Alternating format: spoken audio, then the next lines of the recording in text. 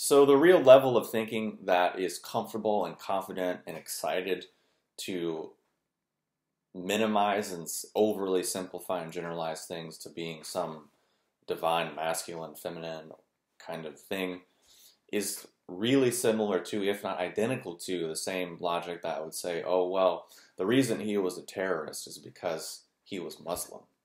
Or the reason he was a terrorist is because he had a penis. Or the reason why that guy is good at basketball is because he was an African American. Or the reason why you can't dance is because you're white. Not only is that just incorrect and stupid, but it completely misses the point. For example, the real reason, potentially, why someone committed an act of terror is probably stupidity, insanity, some sort of deep delusion. And really, if we look at those mechanics, then we say, oh, well, that actually allowed them to arrive at the certain environment, the certain context, a certain feeling of which that thing seemed like the right idea. Or maybe someone put a gun to their head and said, hey, if you don't do this, I'm going to kill your family. So maybe they're doing this horrible thing, but to them they're doing a good thing because they think they're saving their family in order to do these other things. So that's the actual situation versus, oh, well, they dressed a certain way, so that's why they did this. That's just stupid. And it's stupidity at the level of functioning that our society tries to keep us at. Because if you turn on the news, you turn on debate shows, you read the newspaper, you look at outlets that are supposed to, analyze and reflect these things to us, that's really the level that they're at. They're not actually seeing the real dynamics, the real situation. Because if we lack complexity, or if we lack simplicity, all we're going to try to manage is complexity, which is mostly just our own nonsense. Sometimes it's really easy to think that we are really questioning things, or really breaking things down, or really thinking deeply, when in actuality we're perhaps just spinning in circles, wasting our time, wasting our energy, or falling into traps that were either specifically put there or just coincidentally happen to arise. Another way of saying that is basically we can spend our time asking questions and following things and digging in things that will really never produce any fruit. And it's kind of like arguing Coke versus Pepsi or Burger King versus McDonald's. It's like, well, people that drink soda are unhealthy because they drink Coca-Cola, but actually if they just drank Pepsi, they'd be better. Oh, well, actually if they just drank Coca-Cola, it'd be better. They just ate Burger King, it'd be better. Or it's like saying, oh, well, just have Diet Pepsi. That's actually just better. When it's like, actually, it's not really a difference. It's not really a change. It's not really thinking deeply. It's not really questioning anything. It's still stuck in the same small-minded view that created it in the first place. It's like, so you say we have an aquarium. We look at an aquarium. We say, oh, well, it's just because this fish is this or this thing is that. When in actuality, we're not looking at, well, what's the quality of the water? What's the environment in which these things are brought up in? Really, those are things of functionality, of something we can actually look at.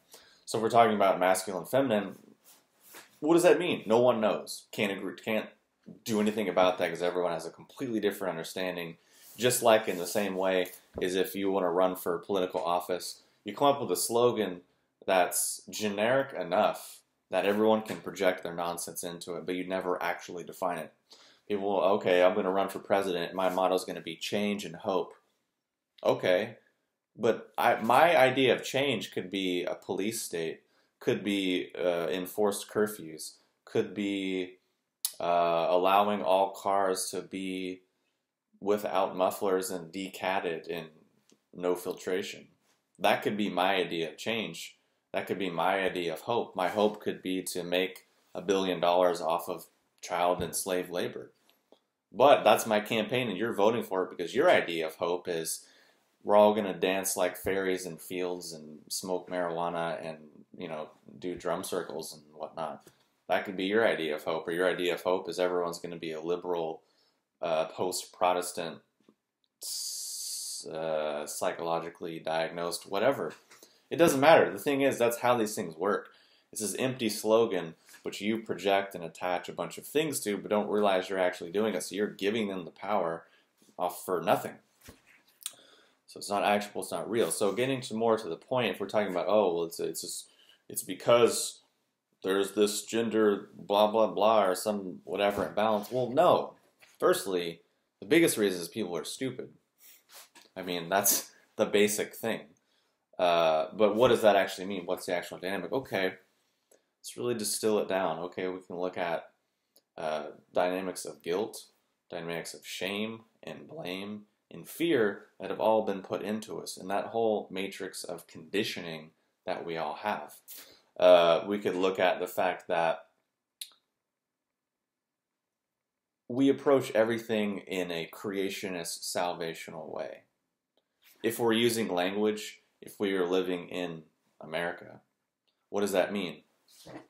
I brewed this matcha. That's in our language. That's a fucking pretty egotistical creationist thing to say, I created this matcha. Well, no. All I did was take a powder, mix it with water, but I didn't make any of these things. I don't know how to make this cup. I don't know how to grow matcha. I don't know how to make water. I don't know how to do any of these things. I just largely tried to not mess this up and rearrange this in a way that was good. So I didn't really create or make anything, just as an example of the constructs that are just built into our language, which is basically just creationism and mechanism, all these things. And then, okay, so that's in our language. That's our assumption about the world, which we don't even realize is an assumption about the world. We don't even realize is a bias, is a prejudice. We just take it for granted because that's what we are given. Okay. Secondary to that is, okay, we look at everything in mostly salvational ways. If we just balance the polarities, then everything will be better. If we just got rid of the patriarchy, but had the matriarchy, if we balance the matriarchy and patriarchy, then everything will be better. Okay, that sounds highly salvational. Not only that, but completely meaningless, because what is balance? Well, balance means something completely different to everyone, and it doesn't actually exist in the real world because everything is in a dynamic state of equilibrium and is always in balance, because if it wasn't, the world wouldn't exist. So there's a lot wrong with it if we actually look at it for more than, 30 seconds. And then salvation. So, if I just follow these rules, or follow this religion, or follow this belief system, or just be a more awakened goddess, or a conscious man, then that will lead to salvation. That will save us, that will save the world, that will create a better place.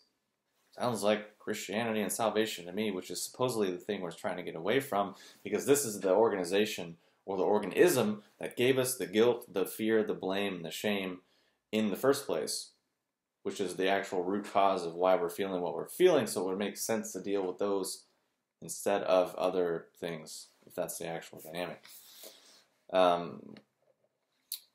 So, and then salvation. Okay, maybe we say, you know what, all this religious bullshit, it's old hat, I don't believe in it, or it's old-fashioned, it doesn't make sense. Okay, but now science is going to save us. Instead of prophets, now we have scientists.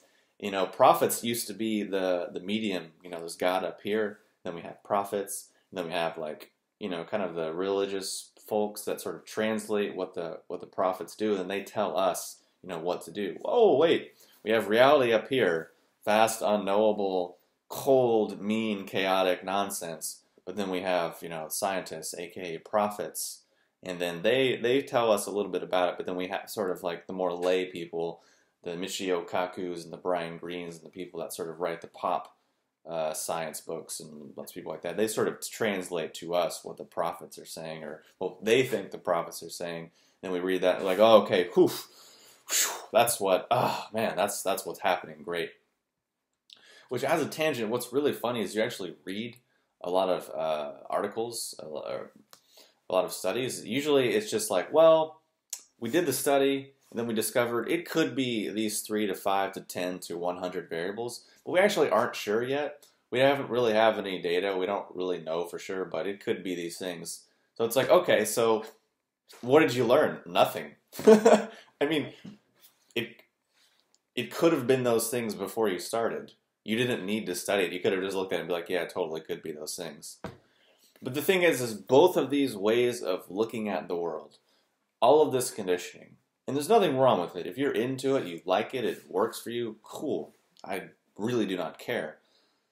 The issue is that they remove you from your reality. They remove you from your experience. They set up a whole boatload of nonsense that really is less than functional, less than useful, and quite impotent.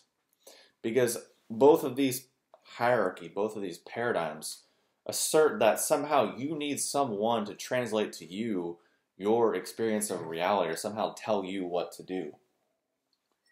Because you're at the bottom, obviously, but you know you're broken. You need to be fixed. You need to be saved. You need to be absolved of your guilt, absolved of your sins. You have all these things that you need other people to do for you because, coincidentally, their systems put those things on you in the first place. It's really strange how that cyclically works together. So that gets to a level that's actually functional and actually real, because then in your own life you could say, wow, you know, I'm doing this.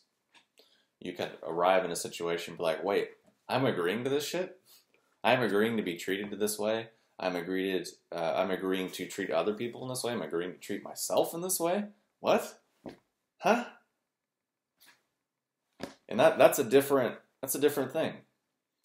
And then you could say, oh, well, it's about the immature masculine and feminine, and you need to be this or that. It's like, well, or you could just get in touch with the fact that your guilt is motivating you to do A, B, and C, or the fact that you're so guilty that you can't actually say what you want. You can't actually say what you feel because I'm bad, I'm evil, I'm nothing, I'm no one. I can't do that.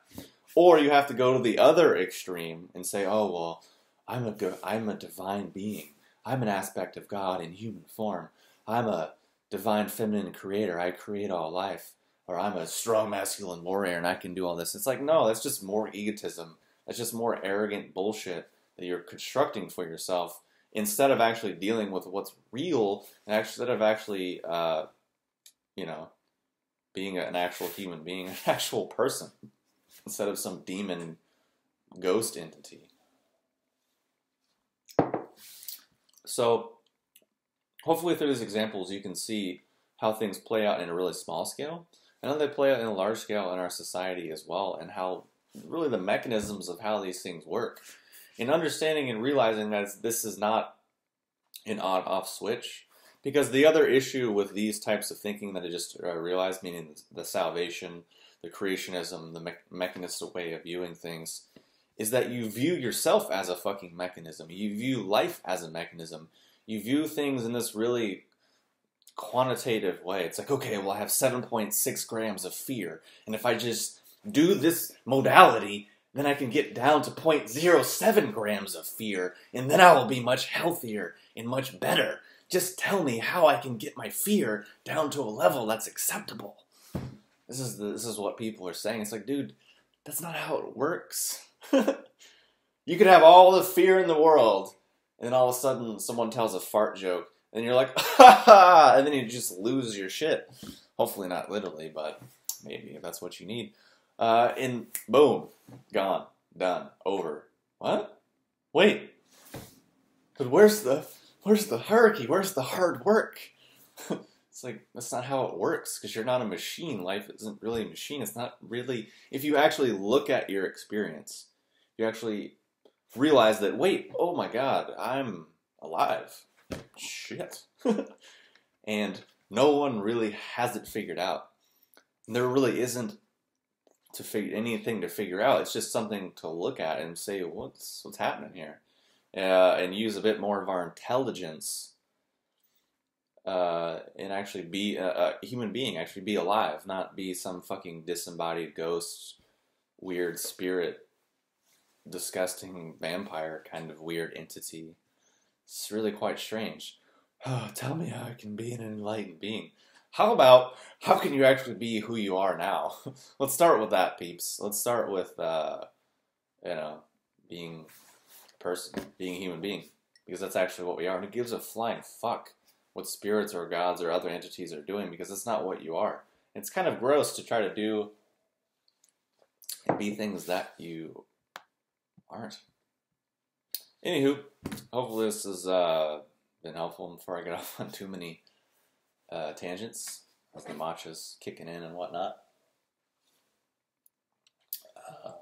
But yeah, thanks for watching this video and for watching me drink matcha, and I'll talk to you soon.